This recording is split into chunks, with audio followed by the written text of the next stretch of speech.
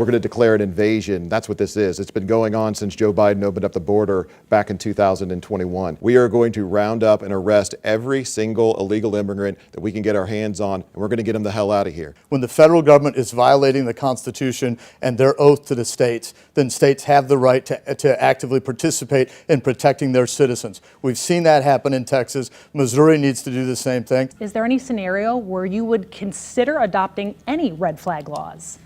We're not going to use these tragedies that are happening in our city to justify government going after the guns of our citizens. I've actually made a commitment that on my first day as governor, I'm going to fire every DEI position across state government in every public education institution. The governor can't just, with a stroke of a pen or by decree, fire every DEI individual in the state. The courts have already ruled. 116.120. You might want to reread that again, Bill.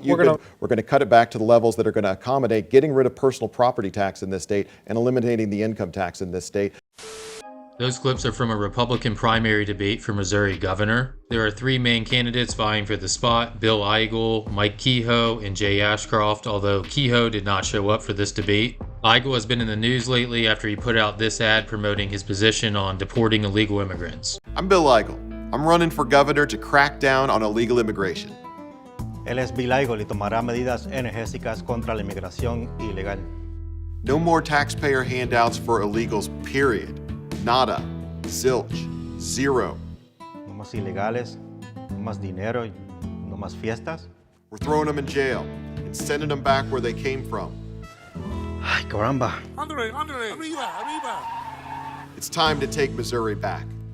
The moderators clearly wanted to hit Eigel on his immigration positions, as it was the first question they posed to the candidates. He didn't back down on the position at all, doubling down, in fact, that he will support deporting every illegal immigrant in Missouri. Obviously, it's unlikely he would be able to accomplish this, but the ad was hilarious, and props to him for not budging after the backlash. Aside from that, this followed the typical debate pattern for a Republican primary, which is three so-called journalists who are most likely Democrat voters asking questions through a leftist lens. To give some examples, they challenged the candidates on their abortion beliefs, promoted red flag laws, and they asked whether or not they considered themselves to be a Christian nationalist. In addition to that, one question they asked is whether or not preventing foreign nationals from purchasing farmland in Missouri would reduce property values. Those are just some examples, and they were all asked in a way where it is obvious which way the moderator leans politically. Regardless, if you live in Missouri, here are your Republican primary candidates for governor, minus the one who didn't show up. Let's meet the candidates who are here with us tonight. Jay Ashcroft, who is currently serving as Missouri's Secretary of State, and Bill Eigel, a state senator from St. Charles County. Mr. Eigel, first to you. You're running an ad that promises to, quote, round up every single illegal immigrant in Missouri and, quote, get them out of here. As you know, there are many different types of undocumented immigrants, some who came here as children, others who are currently working jobs and paying taxes while awaiting a court date, others still who have lived here for decades long enough to become naturalized citizens. Some migrants may have even driven freely across state lines in Missouri on a bus, say from Texas to Chicago, completely under the state's radar. So how exactly would you propose expanding police powers broad enough to identify and locate these people to, quote, round them up? Well, first of all, we're going to declare an invasion. That's what this is. It's been going on since Joe Biden opened up the border back in 2021. We're going to declare an invasion under Article 4 of the Missouri Constitution, and that is going to grant the authority to our Highway Patrol, our National Guard, and every one of the sheriffs in every county of the state to arrest and detain and deport individuals who are here under unlawful immigration status. Mr. Ashcroft, your opponent here tonight, Mr. Eigel, just published a campaign video showing him next to a Hispanic man who speaks Spanish and translates his threats to, quote, throw undocumented migrants to jail and end handouts. When Democratic Minority Leader Crystal Quaid, also running for governor, called that imagery, quote, racist bigotry and bad for business, Eigel's campaign took those reviews and promoted them widely. Do you think his ad, or that reaction, was appropriate? Well, what I think is appropriate is to have a governor that will protect this state, that will put Missourians first. And right now, our federal government is not doing that. I'm proud to be the first individual running for governor to call for us to send troops to the border to help Governor Abbott. I'm proud to have been the first person to say that if we want to stop the problem with illegal immigrants in this state, we need to quit subsidizing them, which unfortunately our legislature has done for years. I've never been in favor of that, and I'm not in favor of that right now. I'm proud to have supported the police officers and put out a plan for public safety that will make sure that our police can help when they apprehend criminal illegal aliens to make sure that they are turned over to the federal government to be deported. We have a problem. Catch and release doesn't work, and the state has to step in because the federal government is not doing their job. if you've somehow persuaded law enforcement or state troopers or militia to carry out these unconstitutional deportation orders, where would you put all these people? And if they've broken no Missouri law, what jail would hold them? What court would allow it? Well, first of all, they are breaking the law by being here, and I don't know what the Supreme Court or the federal government thinks they're going to say that says that we don't have the right to defend the sovereignty here in the state of Missouri. We are going to round up and arrest every single illegal immigrant that we can get our hands on, and we're going to get them the hell out of here. I have been very clear about this, and even after the answer from my opponent here tonight, I seem to be the only one that's ready to embrace Donald Trump's vision of deporting every illegal immigrant in America. We're going to do that here in Missouri. I happen to think that Donald Trump's going to be the president. I think he's going to be a partner in that. But regardless of who's up there telling us what they think we ought to be doing here in the state of Missouri, we're going to defend our sovereignty. And that means being tough on those that have come here under false immigration purposes and are breaking the law. Mr. Ashcroft, he referred to you there. I want to give you a rebuttal, but I want to ask you to answer that question about the Commerce Clause and free flow of traffic across state lines. How would a state even go about detecting or identifying which people were legal citizens in Missouri in the first place? Well, the first thing we need to understand is that the United States Constitution, not the Missouri State Constitution, requires that the federal government protect states from invasion. When the federal government is violating the Constitution and their oath to the states, then states have the right to actively participate in protecting their citizens. We've seen that happen in Texas. Missouri needs to do the same thing. And I'm looking forward to President Donald J. Trump being president. We didn't have this trouble at the border when he was president, and we will work with him to make sure that the people of this state are free from these lawbreakers. So how exactly do you think undocumented immigrants who are here illegally could obtain or submit a ballot without detection? And if they did, wouldn't that be a failure of your office? Well, first of all, you have some inconsistencies that you cite there. Who's allowed to vote, except for the constitutional amendment, is driven by states and federal elections. Article 1, Section 1, with regard to the House of Representatives, and the 17th Amendment gives authority over who's allowed to vote to states. And in the amendment, it says whoever is allowed to vote for the largest legislative body of the state. Secondly, the federal government has a federal registration form that unfortunately our legislature has bound me to accept, and they have refused to reject that form. And the federal government has refused to require proof of citizenship for people that use that form. I'm going to ask for a quick clarification there because I didn't hear a direct answer. How exactly would someone obtain a ballot, and have you seen evidence of that occurring? People could register to vote using the federal form because the United States government and the EAC refuses to allow proof of citizenship requirements on federal registration forms. That comes from Intertribal Council versus Arizona in 2013. So that's how it can happen. We have had illegal immigrants that were registered to vote that we were able to move off of the rolls. That's why we should require proofs of citizenship to register and to vote, but I'm not legally allowed to do that until the legislature gets off their behind and allows it. I should step back. It's unfortunate that my opponent does not want to require proof of citizenship for people to register to vote, because it's not just illegal aliens that could be here in this state. We can have citizens of other countries that are here legally. They should not be able to vote. And I would really hope, as a Republican, he would agree that we should require proof of citizenship for anyone that wants to vote, regardless of whether or not they're legally or illegally here. Now, technically, that was a little off topic of the question, but I do want to give you a chance, Mr. Eigel, to respond, to offer a rebuttal to that. Well, I don't know if it's a rebuttal. We're absolutely going to make sure that only Missouri residents. All I'm being very clear on is that we're not going to have to worry about illegals voting in our elections, because I'm the candidate that, if elected governor of this state, is going to deport every single one of them. I don't know. I think that I'm very frustrated that Mike Kehoe's not here tonight to explain why he's actually in support of amnesty, because he's not for deportation. He said that my plan to deport the illegals is foolish, is impractical. And I just think that being against the policy that was set by President Donald J. Trump himself is surprising from a Republican candidate, but we've always known Mike to be a rhino. He didn't answer that. He never wants, it doesn't just have to be a Missouri resident. You should have to be a citizen of the United States. We have people that are residents of Missouri that are citizens of other countries. They should not be voting in our elections. And I would hope that the senator would agree that non-citizens should not be voting in our elections. Well, is that a hard question? No, it's very simple. I'm going to go ahead and say yes. Thank you. Only United States citizens. That's what we were fighting out on the Senate floor this year. We actually passed a bill that's going to put that very question in front of the people of this state. So of course that's the case. No, you didn't. And it gentlemen, I doesn't hate to require interrupt. proof of citizenship. We've already done with our time the initial answering the question and the rebuttal. Is there any scenario where you would consider adopting any red flag laws?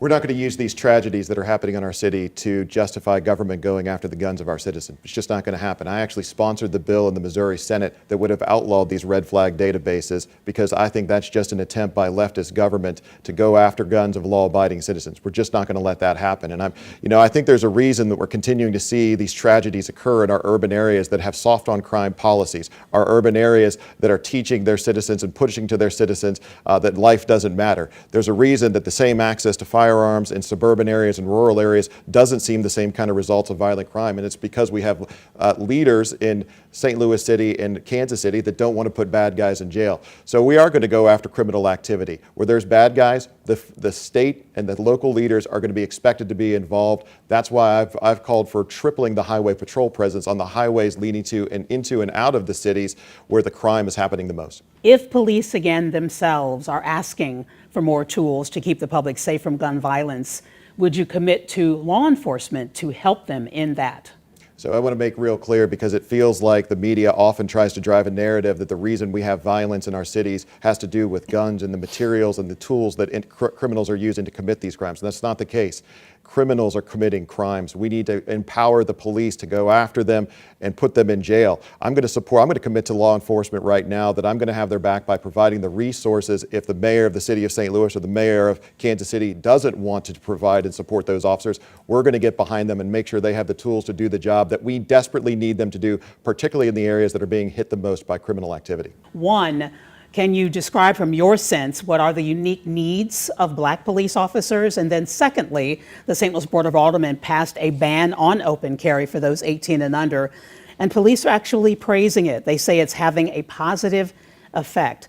Could you give a message to St. Louis police officers who say they are pleased to see fewer juveniles in this case? We're not talking about adults, but juveniles in St. Louis openly carrying weapons. Well, my message to the police is the same message that I gave to the Ethical Society of Police Officers, is that I will have their back. We will make sure that they are resourced. We will make sure that the state takes back control of the City of St. Louis Police Department, so cops don't have to go to their district and realize there's not a car that works. Or when they have to chase someone down, they have to roll down the window and open the door from the outside because the interior door handle doesn't work. We will work to make sure that we have 1,000 new officers across the state in the first year. We will work to make sure that if there is a prosecutor with a vendetta, officers get a fair shake and they can have a change of venue, maybe to Cole County, so we never see what happened in Kansas City earlier with an individual that, as far as I can tell, all he did was follow his training, and now he's in jail for 6 years. And let me just go back to red flag laws, because you never seem to ask me about that question. We should never take away someone's constitutional right unless they are adjudicated guilty in a court of law with due process for a felony. The right to bear arms is there for a reason. It protects all rights. When you target DEI in education, are you also saying that you would prohibit medical school students and doctors, therefore, from exploring this tragic issue and trying to determine how to stop these tragic deaths? Well, that's not my understanding of DEI at all. I see DER, CRT, all of these woke liberal agendas at different ways to be an attack on American families, and a way to try to get our children, to get our communities to view everything through a racial lens. I don't think that moves our state or our country forward. So I've actually made a commitment that on my first day as governor, I'm going to fire every DEI position across state government in every public education institution, every higher education institution. We're going to make sure that what we're doing in government is not being tainted by the idea that we should judge people on the color of their skin. I unfortunately think that that's exactly what DEI does. We're going to put a stop to it. Mr. Ashcroft, would you like to respond to that topic? Well, one thing I'd say is the governor can't just, with a stroke of a pen or by decree, fire every DEI individual in the state. But what he can do is he can withhold funding for that. And I will do that because I think it's important that we make sure that we look at people as to the content of their character, not the color of their skin. How do the skills you may have learned on an assembly line in the 1990s translate at all to the job of governor? Why should voters care what job you held right out of college? Well, I think it's about having the ability and the training to logically construct and deconstruct arguments, not to vote or approve things just because of who brought them forth or the color of their skin or whether or not your political party is pushing it, but to actually look at the numbers, to look at the process and say, what will the outcome of doing this be for the people of this state? Are you suggesting you would do anything to relax the strict safety regulations in place now that require engineers, professional engineers, to obtain that license before building a bridge or a skyscraper? Look, I think there's some licensure that needs to remain, that is good public policy, but I also think that our government has run amok. And the idea that people would be attacked with multiple degrees in engineering from ABET accredited disciplines, that had worked as engineers in the defense industry, and that were licensed by the state to teach engineering and engineering technology, that tells you there's a problem. What are they getting in you?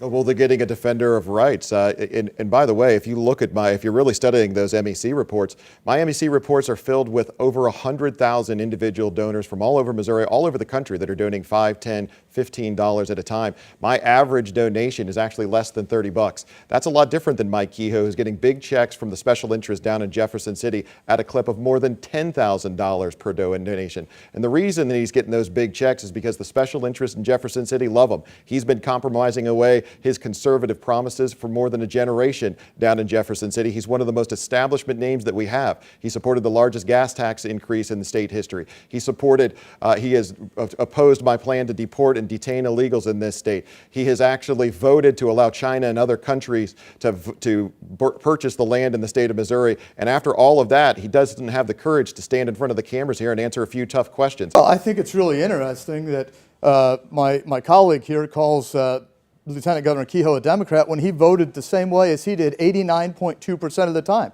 They have both voted for massive increases in the gas tax. They've both been against the initiative petition reform. They've both voted to allow foreign entities to buy land in our state. And I would not be proud of all the small dollar donations I got when it turns out that they were from scamming Trump donors who thought they were donating to President Trump when in fact it was going to Senator Eigel. And in fact, President Trump had to send him a cease and desist letter because of what he was doing to the MAGA movement. Mr. Eigel, I got to give you a rebuttal there. Well, that was a lot of lies in 1 minute, Jay. I mean, that was pretty amazing. Point 'em out. I have never voted for a tax increase in my life. I have one of the most conservative voting records of any state senator to serve in the Missouri Senate in modern history. I have been leading the charge to protect our land from being bought out from foreign countries. I'm the only candidate. Did you vote for it last year? I'm the only candidate. Did you vote for it last year? No, I didn't. Yes, you did. In fact, we Senate passed, substitute for House Bill 903. In fact, we actually passed a bill, Senate Bill 912 this year, that would have prevented a single square inch more of Missouri farmland from being sold to overseas entities. But I didn't hear anything from the Secretary or Mr. Kehoe congratulating for that. It was actually the Secretary's allies in the House that took that language out. How far would you go to try to keep the Chiefs and Royals here in Missouri? I don't believe that the government should be sticking its hand into your pocket to take money to give to billionaire team owners. I think the right thing to do is to create an environment for all Missourians and all people that want to move to Missouri, all people that want to build manufacturing and other companies in Missouri. We want to make it a place where people want to be. We do that by prioritizing parents in charge of their children's education. We do that by prioritizing public safety. We do that by cutting the budget, by getting rid of gas tax, mic hikes, 12.5 cent gas hikes. We get rid of the state personal income tax. When we do that, we make our state a place where businesses and individuals and teams want to be. Subsidies don't work. It was tried when St. Louis had a basketball team. They're gone. It was tried with the St. Louis Cardinals football team. They're gone. It was tried with the St. Louis Rams football team. They're gone. The reality is, I think the Chiefs and the Royals are going to make the right decision to stay in Kansas City. They have a great fan base there. They have a whole thousands, millions of fans who have come out and have supported them over the years. They're going to make the right decision, but they're not going to make that decision as a result of a taxpayer bailout for billionaires. I'm left with the question, is $18 for a hot dog not enough money for these billionaire owners? I think it is. We're going to create a Missouri where they're never going to consider leaving in the future. Missouri's been a pro-life state for a long time. I think we're going to continue to be a pro-life state. I'm 100% pro-life, and you're darn right I voted for that bill because I'm one of the most conservative senators in the Missouri Senate in modern history. But now we've got the abortionists that are trying to put abortion back into our Constitution, and we're going to stop them. On August 7th, after this primary is over, I'm going to unite the Republican Party by bringing them together and being the first state in the nation to defeat the abortionists at the ballot box. I was actually sued multiple times over this. I fought to make sure that the people knew the truth about what was in this amendment. The Bar Association came after my law license because I fought aggressively for the people's right to know. The Missouri courts have put this on the ballot, And I have not just been saying that I will work against it after the primary. I've been working with pro-life groups to protect life. I'm the only candidate endorsed by Missouri Right to Life. And when this bill was passed and put in jeopardy by a referendum, I was the only one to stand up and say, no, it will be the law. Then why won't you reject it from the ballot and protect the people of this state from abortion? That's all you have to do. Well, Bill, I don't have that authority to do that. You The do courts under have already ruled. 116.120. You might want to reread that again, Bill. You've been doing this, and both the Supreme Court Yep. and the Attorney General have said that you have it. We need action from our leaders, not an absence. Thank you. Quick lightning round. Candidates, raise your hand to signify yes. If your answer is no, keep your hand down. Former President Donald Trump says strict abortion bans like Missouri's with no exceptions for rape or incest go too far. When it comes to abortion, is Donald Trump wrong? I disagree with him in Missouri. I believe that we need to protect all life. And I'm proud to say that.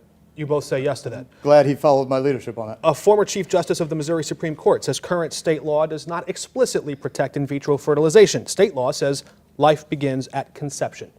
In your view, does that mean a frozen embryo deserves the same legal protections as a fetus developing in the womb?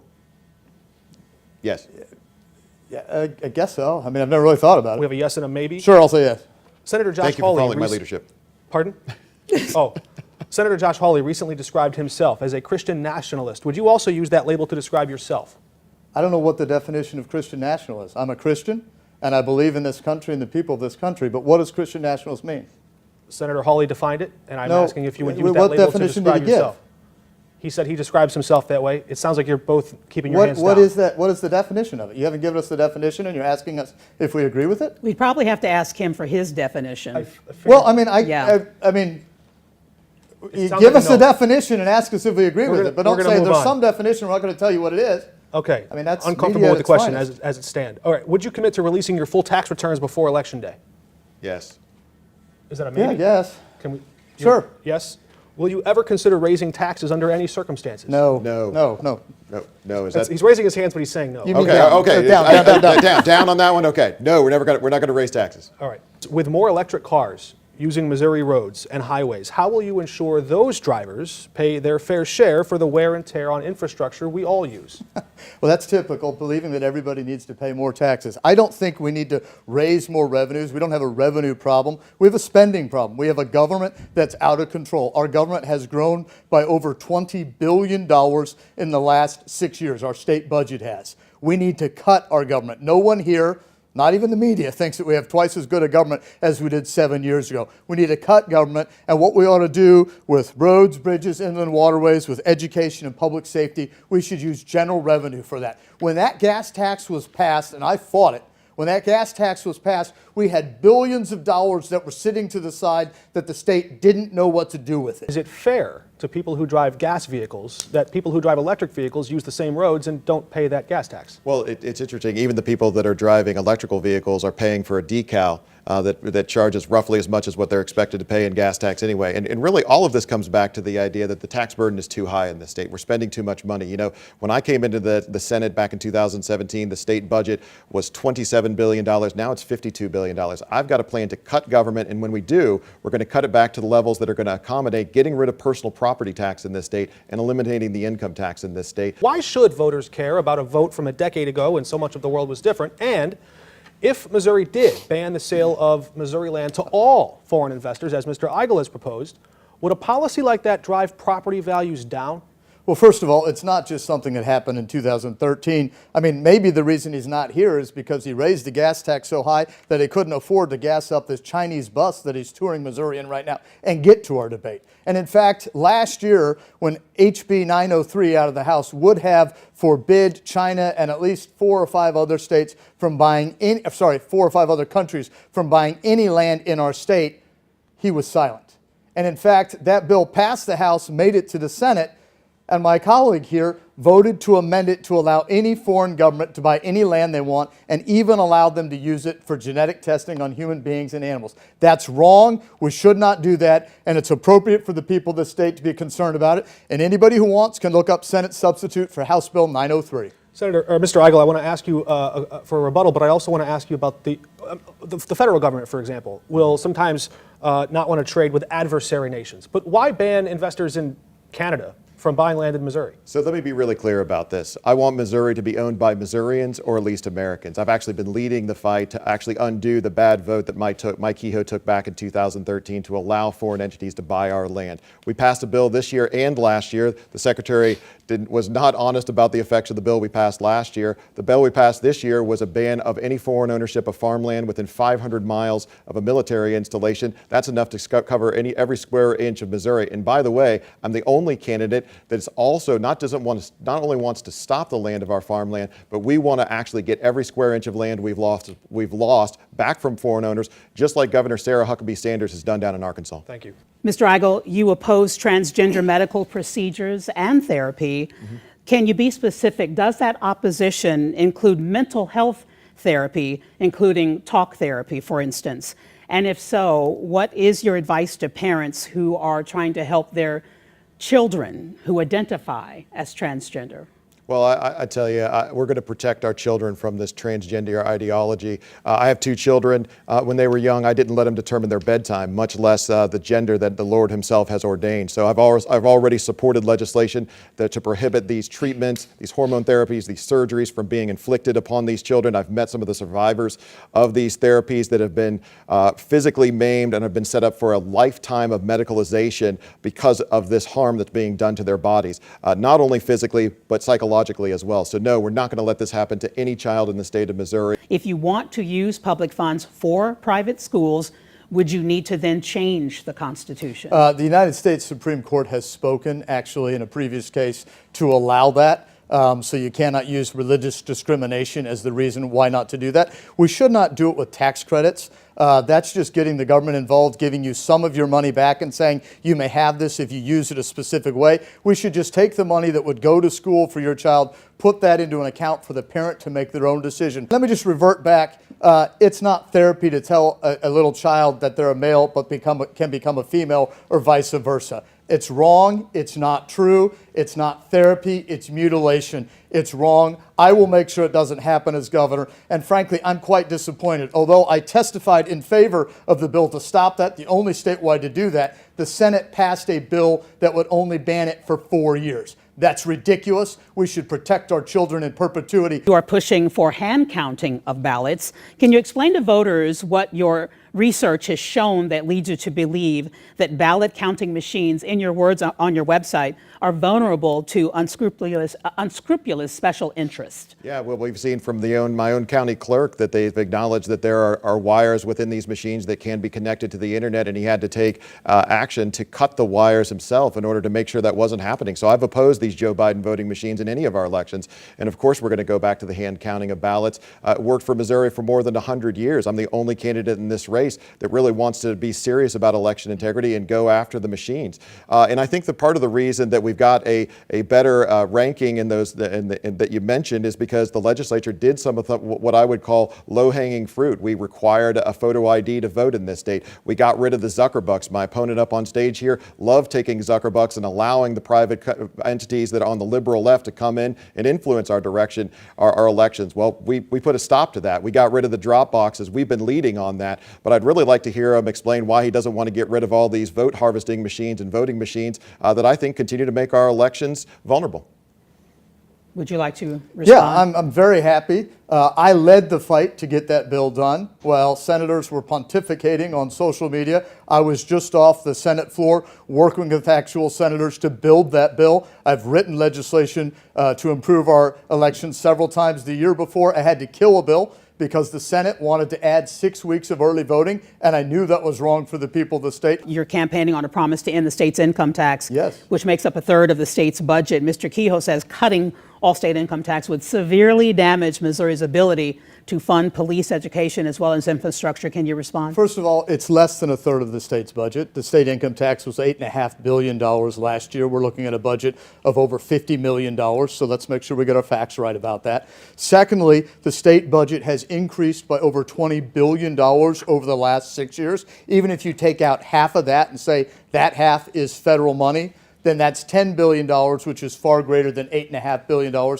The money is there to do that. The problem is the lieutenant governor, who is not here to defend because he can't, wants to use the people of this state as his piggy bank. He wants to use your tax dollars to give to his donors so he can buy favor with people. Mr. Eigel, you've used props such as flamethrowers and firearms to sell your vision for the state of Missouri. And since the assassination attempt, you've said that you won't stop using that kind of imagery. So how can voters take your calls to discourage violence seriously? Well, first of all, every ad that we've put out is talking about my vision for the state and particularly the ideas that I have that's going to make Missouri a leader in these United States. So when we're talking about arresting and deporting the illegals, absolutely we're going to be bold about that message. When we're talking about eliminating personal property tax, all these questions, we still haven't had a question about getting rid of personal property tax. I'm pretty sure there's a lot of folks out there tonight that would like to hear more about eliminating the rent that you have to pay on your car. When we're talking about protecting our farmland, not allowing any foreign countries, I'm the only individual on this stage that's voted for a bill that would have completely banned foreign ownership of our farmland in the state of Missouri, and yet I keep seeming to get attacked by these false attacks against me. So these ideas are what is going to unite the Republican Party. Look, we need consistent conservatives, not convenient conservatives. We need conservatives that vote to protect our farmland in odd-numbered years, not just in even-numbered years. We need conservatives that always are against tax increases. And we need conservatives that will actually cut the size and scope of government. Over the last 6 years, our state government has virtually doubled. That was the legislature's doing. We don't need someone that's doubled our government in our governor's mansion to continue to do so. The Missouri primary is August 6th. Make a plan to vote. That's your duty as an American citizen.